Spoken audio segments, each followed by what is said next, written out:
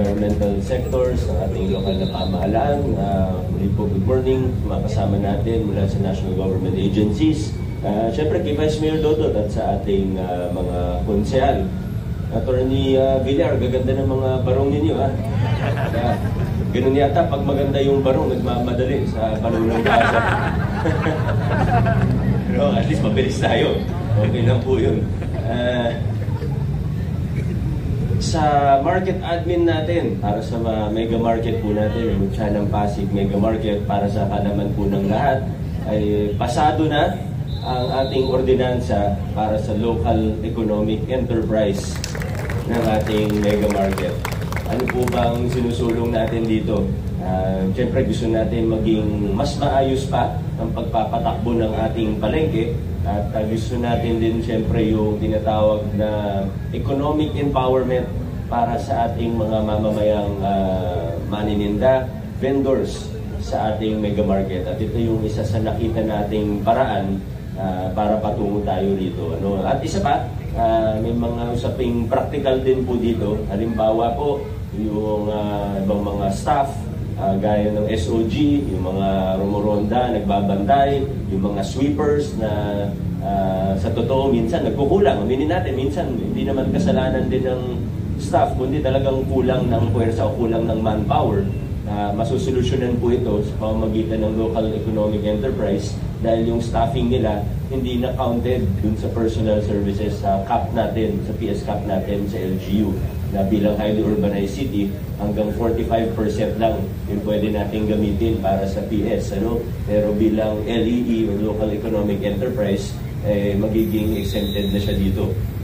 Hindi na mag-account dun sa 45%. So, ito po, patunay na patuloy tayo nag-iisip ng mga paraan kung paano pagagandahin ang ating lungsod at lahat ng nasa ilalim ng ating lokal na pamahalaan. Congratulations sa ating market, sa mga vendors. Ang susunod na hakbang natin dito ay yung orientation ng lahat ng mga stakeholders. Kasama siyempre ang market admin natin, Consimaro, yung chairman natin. May market administrator pa ba pag medyo mag-iiba ng konti yung plantilla natin at yung kasi magkakaroon yan ng board, diba? Magkakaroon sila ng sariling management. So baka yung posisyon ng market administrator baka magbago lang ng konti. Yun lang naman po. Pero sigurado magiging mas maganda po ang takbo ng ating palengke sa pamamagitan ng local economic enterprise. So maraming salamat sa ating lahat. Adjourn na po tayo. Magandang umaga.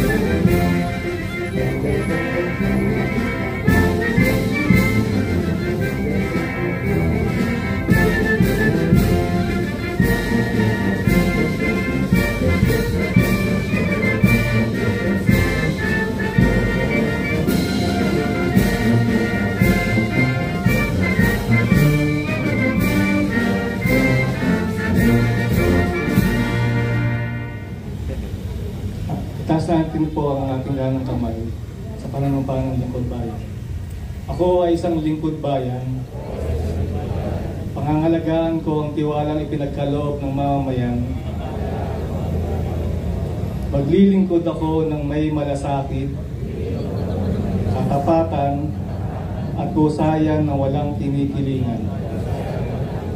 Magiging mabuting halimbawa ako at magbibigay ng pag-asa at inspirasyon sa kapwa lingkod bayan.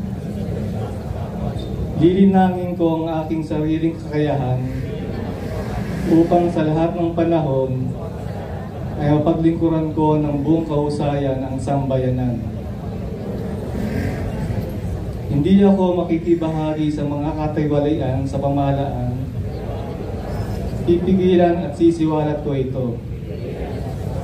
Sa pamamagitan ng tama at angkop na pamamaraan, isa sa buhay ko ang isang lingkod bayang makadiyos, makatao, makakalikasan, at makabansa. Tutugon ako sa mga hamon ng makabagong panahon tungo sa adhikain ng matatag, maginhawa, at panatag na buhay. Sa mga tungkulin at hangaring ito, kasihan nawa ako ng may kapal.